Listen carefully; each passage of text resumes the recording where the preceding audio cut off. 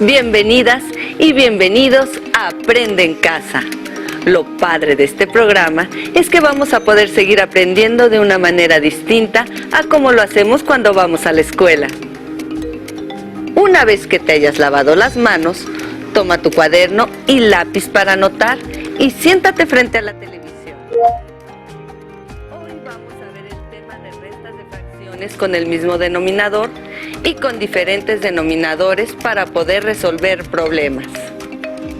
Tendrás que poner mucha atención al video de introducción, ya que en él te mostraremos algunas cuestiones básicas que tienes que recordar. Al final de cada video responderás algunas preguntas para que reflexiones un poco sobre lo que aprendiste. Disfrútalo. Hola, ¿sabes qué tendrán que ver las fracciones con bombones? No es una rima. Mira.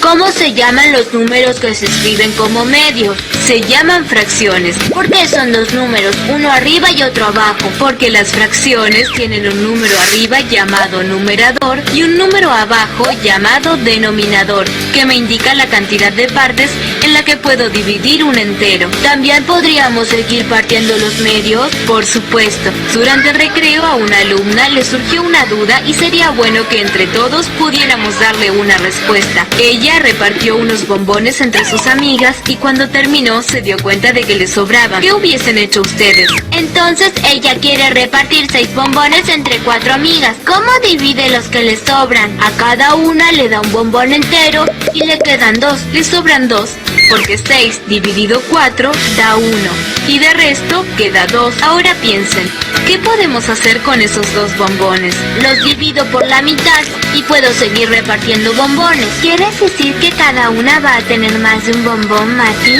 Sí, yo creo que a cada niña le corresponde un bombón y medio. ¿Cómo escribirían la cantidad de bombones que le corresponde a cada una? Yo lo sé, un bombón entero y un medio más. Si sumo los 4 medios bombones, formo 2 bombones enteros. Ah, es decir, que con 4 veces un cuarto, formo otro bombón.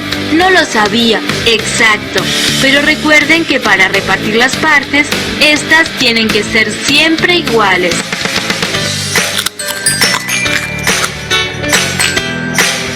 Hola, papá.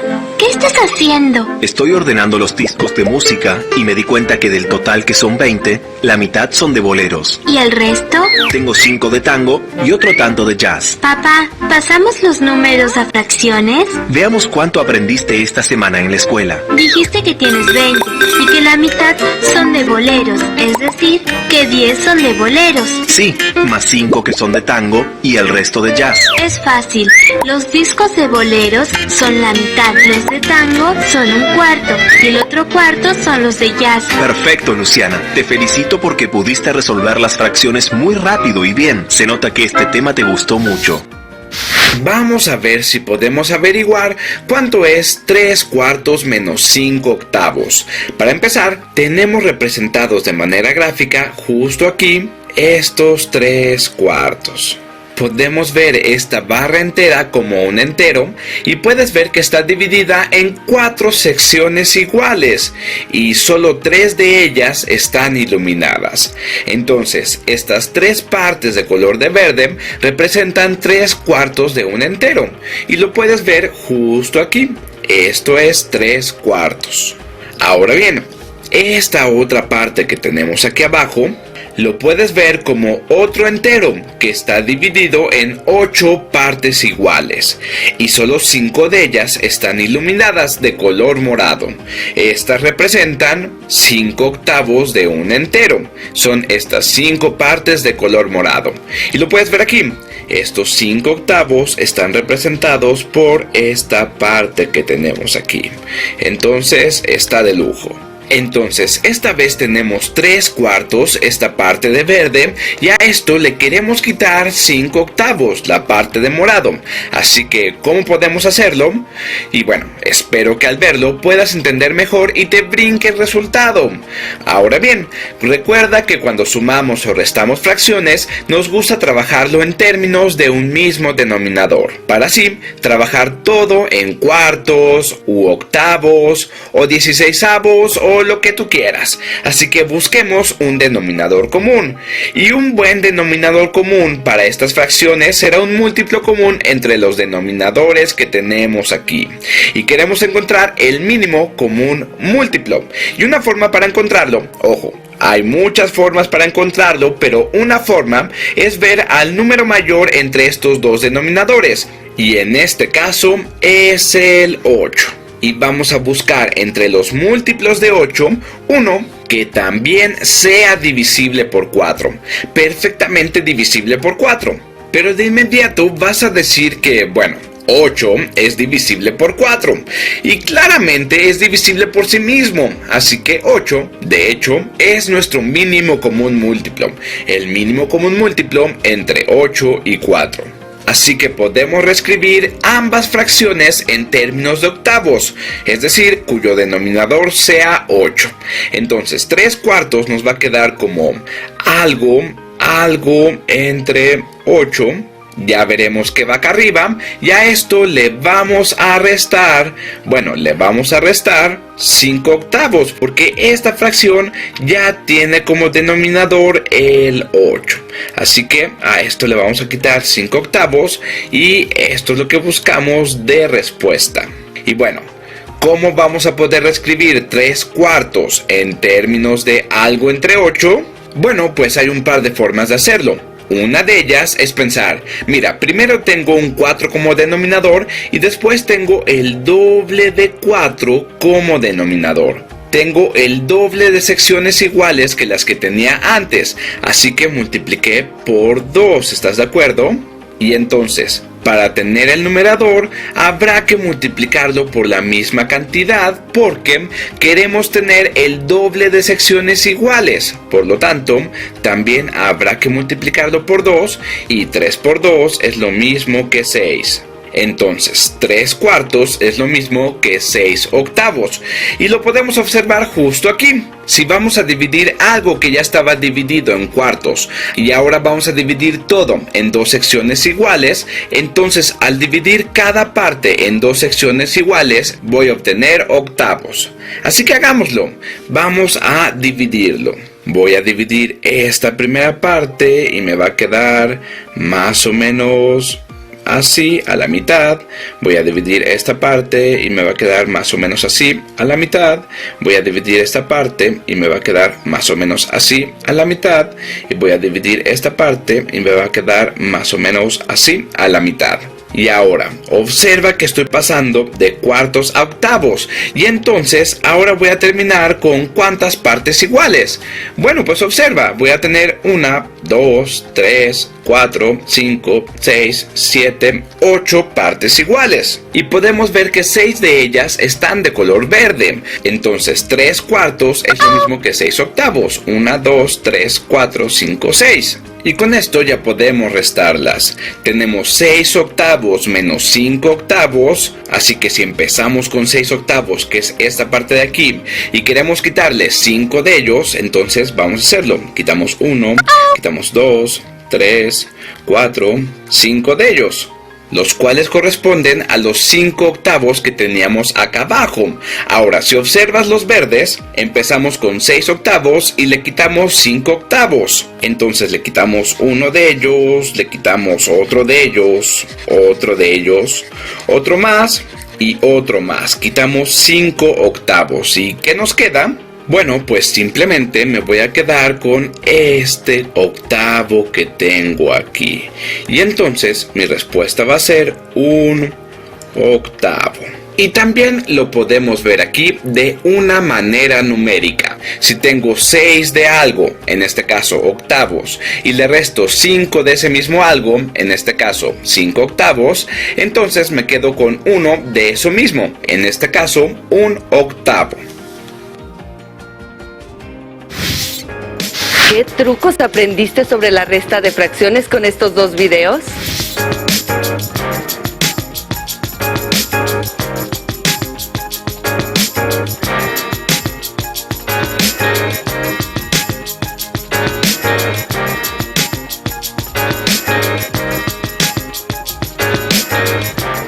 Para terminar, veremos un video que utiliza otro método para la resta de fracciones. Tú puedes decidir cuál es más fácil para ti. Lo importante es llegar al mismo resultado. Ahora vamos a ver 5 octavos menos 2 décimos. ¿Ya te diste cuenta? Los denominadores son diferentes y yo no puedo restarle a octavos décimos. Por eso voy a multiplicarlos.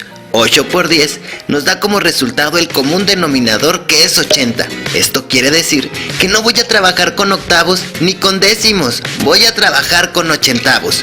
Para convertir 5 octavos a ochentavos voy a multiplicar 5 por 10 y me da como resultado 50.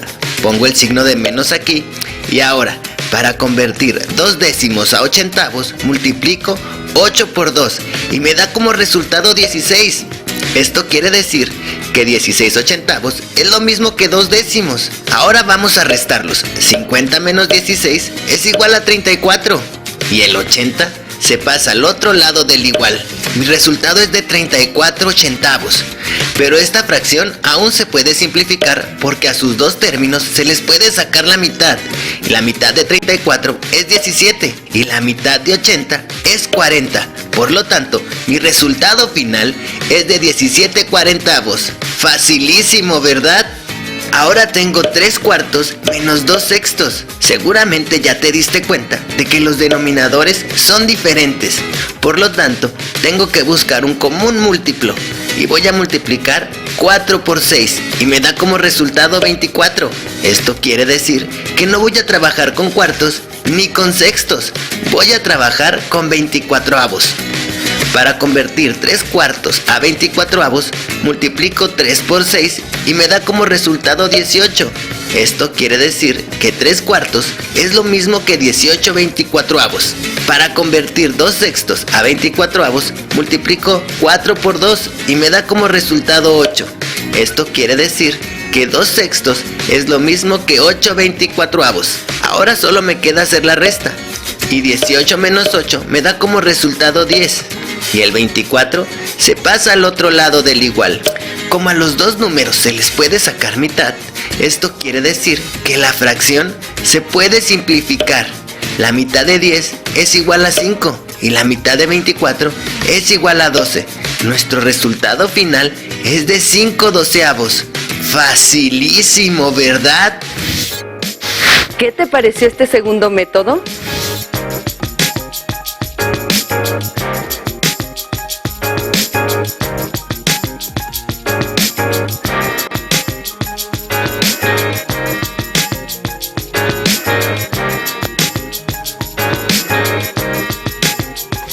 ¿Qué entendiste sobre la simplificación de fracciones?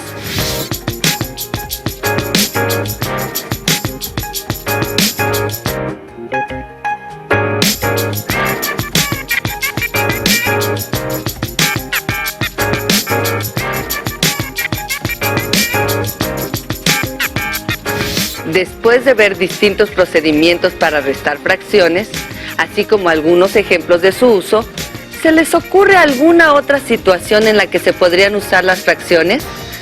A mí se me ocurre una. Dime, ¿te gusta la música?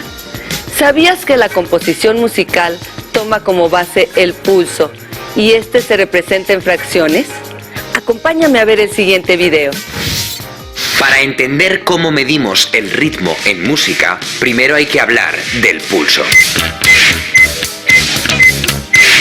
El pulso es la unidad básica que se emplea para medir el tiempo. Para encontrar el pulso de cada pieza, la idea es intentar dar golpes constantes con la mano o el pie al ritmo de la música.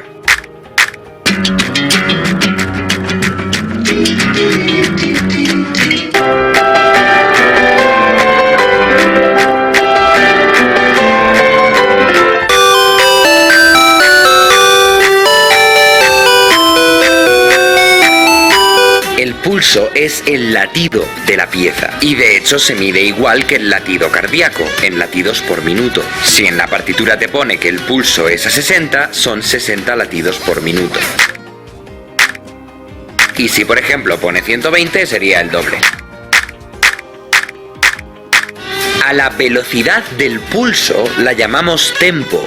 Y como ya hemos visto, el tempo se puede indicar con un número, pero también con alguna de esta larga lista de palabras italianas que algunas os sonarán. Allegro, andante, adagio, lento, que en vez de decirte un número concreto, te dan una idea general de la velocidad de la pieza. Allegro quiere decir alegre, o sea, rápido, andante quiere decir andando, o sea, no tan rápido, adagio quiere decir tranquilo, y lento, bueno, creo que ya veis por dónde van los tiros. A la hora de hacer música, lo normal es hacer patrones con estos pulsos, como por ejemplo acentuar el primero de cada dos. United States, Canada, Mexico, Panama, Haiti, Jamaica, Perú, Republic Dominican, Cuba, Caribbean, Greenland, El Salvador, too. O el primero de cada tres. It's 9 o'clock on a Saturday. A regular crowd shuffles in. O el primero de cada cuatro. Girl, set you hallelujah. Girl, set you hallelujah. 'Cause Uptown Funk don't give it to you. 'Cause Uptown Funk don't give it to you. A cada una de estas entidades formadas por el pulso acentuado y los que vienen después se le llama un compás. Y a su vez, a cada pulso lo podemos subdividir en dos. 'Cause Uptown Funk don't give it to you. Saturday night and we in the spot. Don't believe me, just watch. O en tres. United States, Canada, Mexico, Panama, Haiti, Jamaica, Perú, Republic Dominican, Cuba, Caribbean, Greenland, El Salvador, too. Esto ya nos da muchos ritmos posibles diferentes. Cuando la subdivisión es binaria, si tiene dos pulsos se llama 2x4. Si tiene 3, 3x4.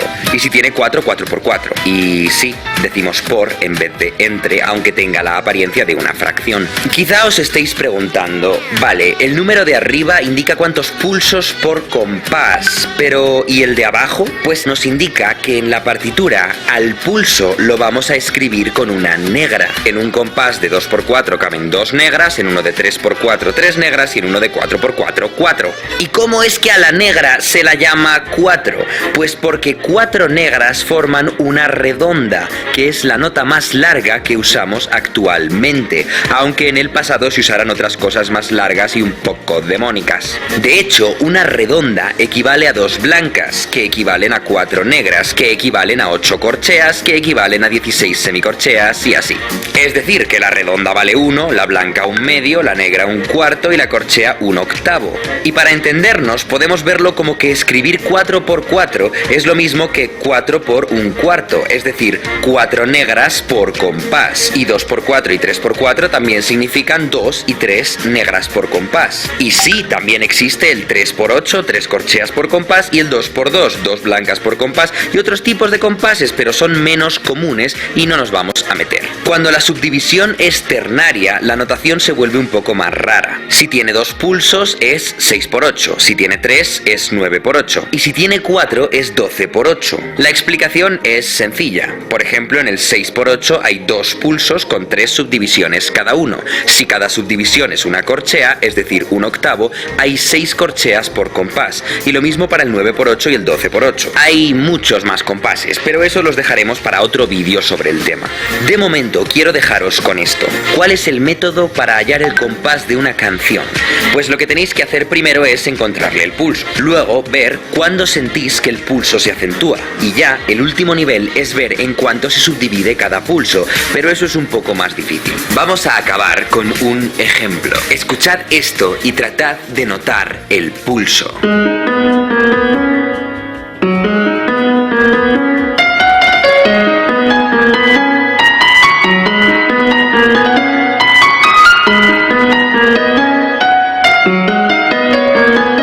El pulso era este.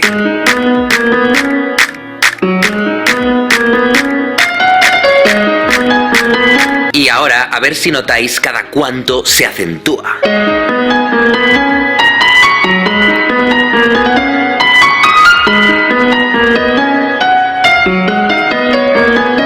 Esta era la respuesta.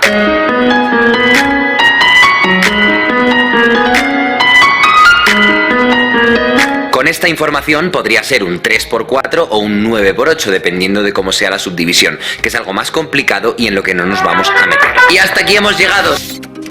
Interesante, ¿no? Te dejo un reto.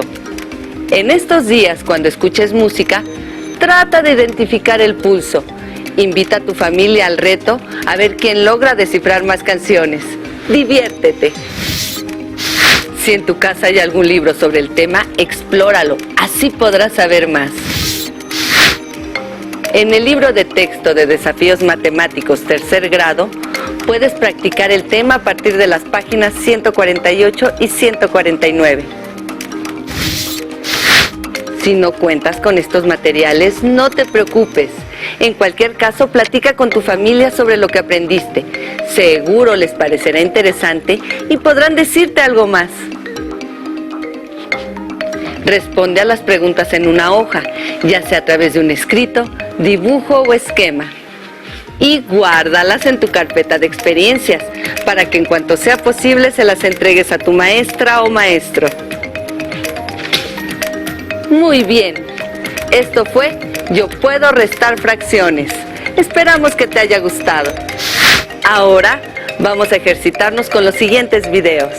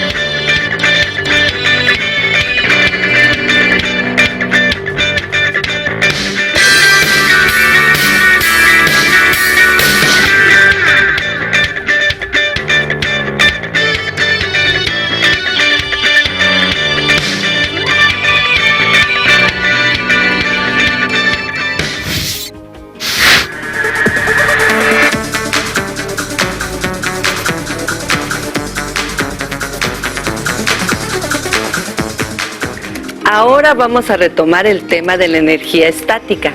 ¿Te acuerdas? Pues seleccionamos unos videos para ti que te ayudarán a comprender mejor la presencia de la energía estática en tu vida cotidiana. Iniciaremos recordando un poco cómo se genera la energía estática y cómo se conduce.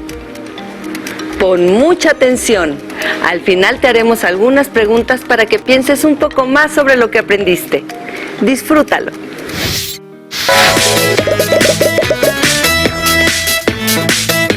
Hola, ¿cómo están? Hoy aprenderemos todo sobre la electricidad. ¿Qué tienen en común tu cuerpo y el metal? Fíjate. Mati! ¿Qué ocurrió que tienes esa cara? Es que mi mamá me regañó. ¿Por qué? ¿Recuerdas la tormenta de ayer? Oh, sí, fue terrible. Bueno, en mi calle cayeron muchas ramas de árboles y una de ellas cortó un cable de electricidad. ¿Y por qué te regañó tu mamá? Porque íbamos caminando, vi un cable en el piso y para mostrárselo a mi mamá corrí para levantarlo y justo antes de que lo toque, mi mamá me gritó tanto que me dejó helado. Es que el cable te podía haber transmitido electricidad. ¡Qué distraído eres! ¿No recuerdas lo que contó la maestra el otro día cuando hablábamos de la electricidad? Maestra, hoy en el patio se cortó la luz. No se cortó, solo se quemó una bombilla. ¿Qué sucede cuando se corta la luz? ¡Qué pregunta interesante! Primero pensemos entre todos qué es la electricidad. ¿Alguien puede decirme qué es la corriente eléctrica? Es algo que corre adentro de los cables. Bien, pero la corriente eléctrica no solo corre por adentro de los cables. También hay materiales por los cuales puede circular la electricidad. Es decir, que conducen la electricidad muy fácilmente y por eso se lo llama buenos conductores. Hay buenos conductores y malos conductores. Los malos conductores son aquellos que no pueden conducir electricidad o conducen muy poca. ¿Y los cables son buenos o malos conductores? Los cables sirven para que distintos aparatos eléctricos puedan conectarse a la electricidad que viene de la calle. Si se fijan en un cable, verán que adentro tiene fibras de un material metálico y por fuera están rodeados por goma o plástico. ¿Los cables de la calle son parecidos a los que tenemos en casa? Los de la calle están preparados para que por ellos circule mucha corriente eléctrica. Imaginen que son los cables que llevan electricidad a vecindarios enteros. Pero sean de la calle o de nuestras casas, los cables tienen adentro un material que es buen conductor, por donde circula la electricidad. Y por fuera, un material que no conduce la electricidad, que es la parte de goma. ¿Y esa goma que tienen no deja que la electricidad se escape? Exacto. Y eso es porque la goma o el plástico no conducen la electricidad. Entonces, esa electricidad no tiene otra opción más que viajar por el metal conductor que está adentro. Por eso también a esa goma que recubre los cables se la llama aislante, porque aísla a la electricidad dentro del cable y no la deja escapar. ¿Y si no estuviera la goma, qué pasaría? Si los cables no estuvieran rodeados de ese aislante, la electricidad se escaparía para los costados. Entonces no llegaría nada a las casas. Además, sería muy peligroso porque cualquiera que los toque podría quedar electrocutado. Entonces nuestro cuerpo es conductor, porque si hay que tener tanto cuidado con la electricidad, es porque por nuestro cuerpo puede correr electricidad, ¿no? Tienes razón, Mati, no lo había pensado. Y para evitar que corramos peligro, es que debemos tener cuidado de no tocar cosas que tengan electricidad, como los tomacorrientes, los cables sin aislante, el interior del portalámparas o cables caídos después de una tormenta. Es que era peligroso. Hay que tener mucho cuidado con la electricidad. ¿Qué pasaría si los cables no tuvieran plástico o goma por fuera?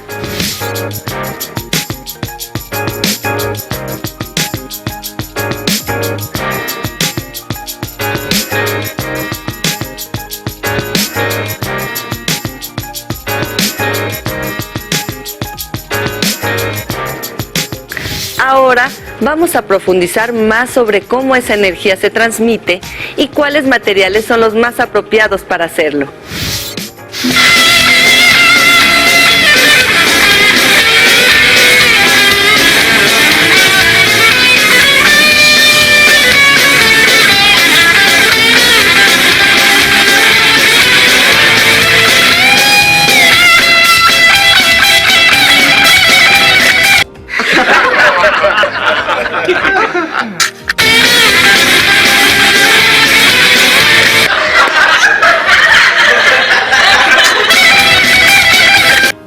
¿Qué pasó con la música? La desenchufé. ¿Por qué? ¿No te gusta este grupo? Sí, Pepe, pero ¿no viste la hora que es? Tengo que empezar con los experimentos. Ah, ¿y qué vamos a hacer hoy? Esto. ¿Música? No, Pepe, de lo que hace que este aparato funcione. La electricidad.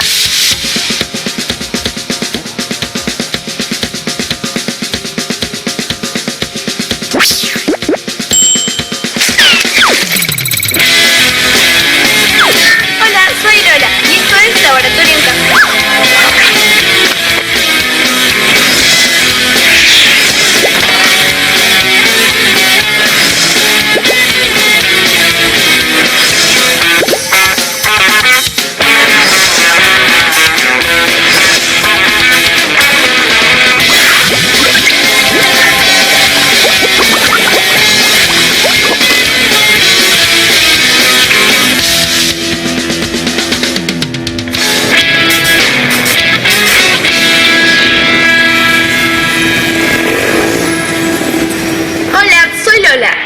Laboratorio en Casa, un programa para descubrir cómo funcionan las cosas.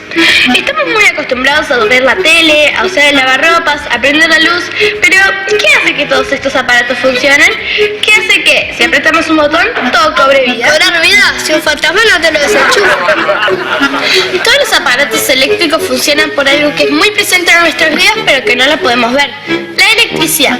La electricidad es originada por las cargas eléctricas que se dividen en dos grupos, las positivas y las negativas. ¿Esto quiere decir que hay electricidad para cosas buenas y para cosas malas? No, eso quiere decir que los átomos que forman la materia contienen partículas positivas, que se llaman protones, negativas, que se llaman electrones, y neutras, que se llaman neutrones. Los electrones son las cargas negativas, mientras que los protones son las positivas. Algo muy curioso que sucede con estas cargas es que las del mismo signo se repelen, mientras que las del signo contrario se atraen. Por ejemplo, dos positivas nunca pueden estar juntas, pero una positiva y negativa sí. Por eso usted y yo vivimos juntos. Positivo, negativo. No entiendo. Normalmente los átomos tienen igual cantidad de electrones que de protones, por lo que son eléctricamente neutros. Pero cuando los átomos pierden o ganan electrones, son positivos o negativos, es decir, se cargan eléctricamente. ¿Y eso para qué quieres una linterna rota? Ah, ya vas a ver. Ah, dale, decime. No, es para un experimento que voy a hacer después que es muy divertido y no te lo podés perder. La energía eléctrica está tan difundida en nuestras vidas que no podríamos imaginarnos la vida sin ella. A medida que los países se industrializan, consumen cantidades de energía cada vez mayores. El consumo mundial de energía se ha multiplicado por 25 desde comienzos del siglo pasado. Pero el consumo de energía eléctrica no es el mismo en todos los países. Una persona de un país industrializado consume en promedio 10 veces más energía eléctrica que una persona de un país en desarrollo. Hay países de África en donde la mayoría de sus habitantes no tienen luz en sus casas. Antes de llegar a nuestras casas, la electricidad se transporta por líneas de alta tensión que pueden transmitir electricidad con tensiones de hasta 500.000 voltios o más. Esas líneas llevan corriente hasta estaciones de transformación, donde se baja el voltaje de la electricidad para que puedan traer nuestros hogares. De las estaciones de transformación salen líneas de baja tensión o de distribución hasta las viviendas. Tienen tensiones de 220 o 110 voltios y son las que sostienen las columnas de las calles, aunque también los cables pueden estar enterrados bajo las veredas. Como les dije antes, el origen de la electricidad está en los átomos y sus componentes, en las cosas más chiquititas que existen. Pero también la electricidad se manifiesta en los fenómenos naturales grandes y poderosos, como los rayos. ¿Rayos? Sí, los rayos son esas cargas eléctricas que se transfieren desde la atmósfera hasta la superficie terrestre. Ah, yo pensé que decías esas luces que caen del cielo cuando hay tormenta. Es lo que acabo de decir. Pero también la electricidad se manifiesta en otros fenómenos naturales, como en nuestro cuerpo, en el sistema nervioso. ¿Nosotros también estamos eléctricos? Es una forma de decirlo. La información que se transmite a través de los nervios y las neuronas del cerebro lo hacen cargas eléctricas. Además, la electricidad es la base del funcionamiento de muchas máquinas, desde los pequeños electrodomésticos que podemos encontrar en casa hasta sistemas de gran potencia, como los trenes de alta velocidad. ¿Qué? ¿Por casualidad alguno de ustedes agarró la tijera? Sí, la estoy usando yo. Bueno, apurate que la necesito. ¿Será posible que siempre me saquen todo? Bueno. Como les venía diciendo, hay dos tipos de electricidad. La estática, que es cuando las cargas eléctricas están quietas, y la corriente eléctrica, que es cuando las cargas se están moviendo. Ah, por eso cuando yo estoy corriendo de acá para allá, mamá me dice, Pepe, estás eléctrico.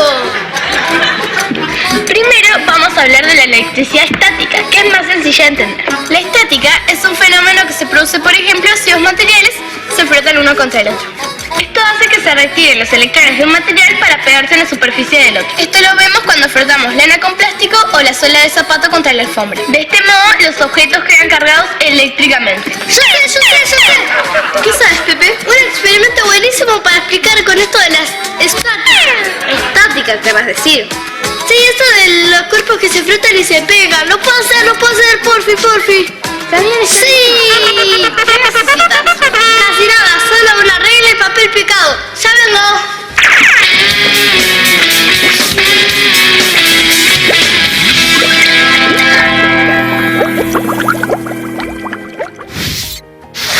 En este video conoceremos los materiales conductores y los no conductores de electricidad. Para probar los materiales, tendremos que hacer un circuito en serie. En este caso utilizamos una batería de 9 voltios y un motor. Con este circuito probaremos los materiales conductores y los no conductores. Cuando unamos los dos cables, sabremos si el material es conductor o no conductor. Estos son los materiales que utilizaremos para saber su conductividad. Un trozo de acero, aluminio, madera, cobre, vidrio, agua y plástico. El giro del motor nos indicará si un material es conductor o no conductor. El material que utilizaremos en primer lugar será el plástico. Probamos colocando los alambres en los extremos del plástico. Si el motor no gira, nos demuestra que es un material no conductor. El plástico generalmente nos sirve como aislante. Ahora probamos con aluminio. El giro del motor nos indica que es un material conductor de electricidad. Generalmente el aluminio se usa en muchas aplicaciones, como en aleaciones que mejoran la conducción de la corriente eléctrica, para fabricar tubos, recipientes, aparatos y muchas cosas. Ahora probamos con el vidrio. El vidrio es un material no conductor de electricidad. Se usa para hacer ventanas, lentes, botellas y una gran variedad de productos. Ahora probamos el cobre.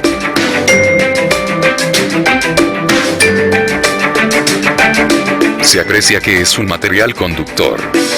El cobre es el material más utilizado para fabricar cables eléctricos y otros componentes eléctricos y electrónicos.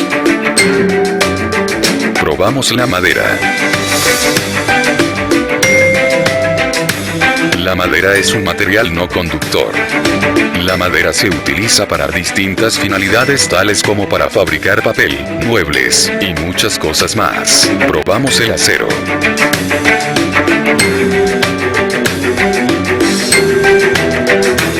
Nos demuestra que es un material conductor. El acero se usa casi en todas las industrias según el tipo de aleación. Ahora probamos con el agua.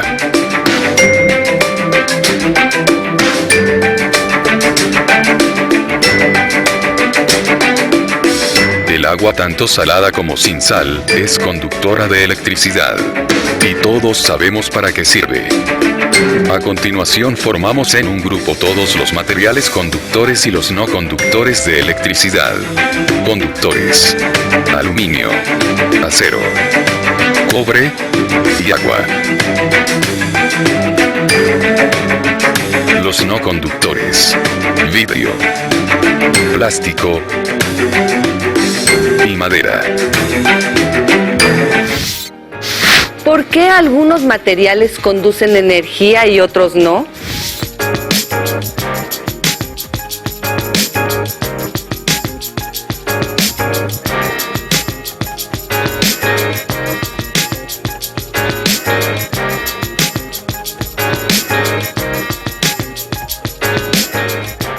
Si tú quisieras conducir energía, ¿qué material usarías?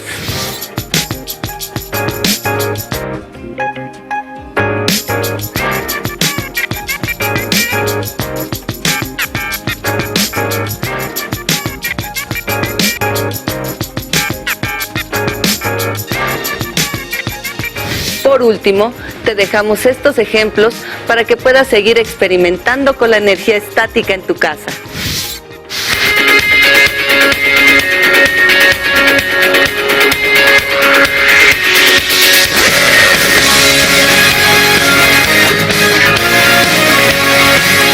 Hola, hoy haremos 5 experimentos con electricidad estática súper interesantes. Son experimentos facilísimos que todos podéis hacer en casa, incluso los niños. Para el primero vamos a necesitar un alambre, trocitos de papel de aluminio, un trapo, un tubo de plástico y un frasco de cristal. Empezaremos doblando el alambre de manera que lo podamos encajar dentro de nuestro frasco sin que se caiga hacia adentro. Así que hacemos una especie de puentecito, una U grande, y doblamos los extremos para sujetar en el borde del frasco. En la parte central vamos a colocar los trocitos de aluminio. Ahora lo colocamos dentro del botecito de manera que no toque ninguna de las paredes de cristal de nuestro tarro Y vamos a crear electricidad estática ahora frotando un trapo de algodón, por ejemplo, contra nuestro tubo de plástico. Puede ser un rodillo de cocina perfectamente. Y mirad, simplemente acercándolo al frasco, ¿veis? Se mueve el papel de aluminio de dentro. Esto se debe a la carga negativa del tubo que atrae al aluminio. Y vamos con el segundo experimento, que también es facilísimo, ya veréis. En este caso vamos a necesitar agua con jabón que pondremos en un plato. A continuación, con una pajita hacemos pompas de jabón y de nuevo frotamos nuestro tubo con una tela para que se cargue de electrones de energía de carga negativa. Al acercar nuestro tubo a la pompa de jabón de carga positiva, como veis, se mueve hacia el tubo porque se siente atraída. Ya sabéis que los dos polos opuestos se atraen, la carga negativa y la carga positiva. Y mirad, de la misma manera podemos repetir este experimento con otros materiales. En lugar de agua con jabón vamos a colocar azúcar sobre una superficie y en esta ocasión frotaremos nuestra tela contra un globo de manera que se cargue de energía o electricidad negativa. Al acercarlo al azúcar, esta se siente atraída y ¿veis cómo suben hacia arriba los granitos de azúcar ellos solos, que parecen levitar? Pues esto se debe a la atracción de las cargas opuestas, como os he dicho antes. Y ocurriría exactamente lo mismo con un trocito de plástico, por ejemplo, de una bolsa. Hemos cargado nuestro tubo de energía negativa y la bolsa, como veis, va corriendo hacia el tubo al sentirse súper atraída.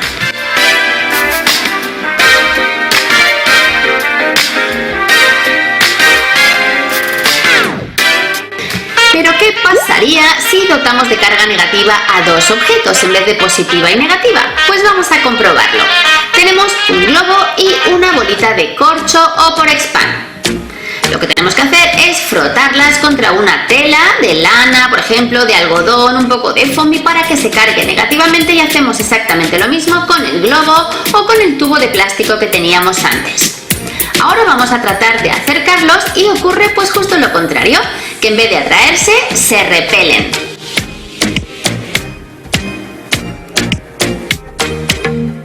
Y ahora atentos al siguiente experimento porque es el más divertido de todos. Necesitaremos un plato de plástico de estos desechables, papel de aluminio y bolita de telgopor o unicel. Forramos pequeños trocitos de estas bolitas con papel de aluminio. Ahora vamos a cargar el plato de carga negativa. Para eso lo frotamos con una tela. Las bolitas tienen carga positiva, así que al colocarlas sobre el plato se quedan ahí. Sin embargo, al acercar nuestro dedo cargado de carga positiva, las bolas intentan escapar y lo repelen, así que salen corriendo por el plato. Pero como veis, no se salen del plato porque están atraídas por este. Y vamos con el último experimento, el número 5. Es el más sencillo de todos porque nada más necesitaremos dos globos y un trapo de tela. Los colgamos de algún sitio con un hilo y los cargamos los dos de carga negativa, frotándolos, ya sabéis, con la tela. ¿Y qué va a pasar al tener los dos carga negativa? Pues que se repelen, igual que las dos cargas positivas. ¿Veis que no se acercan? Incluso si lo empujamos un poquito, vuelve hacia atrás. No se quieren ni ver. ¿Por qué es posible utilizar nuestro cuerpo para que funcionen algunos de estos experimentos?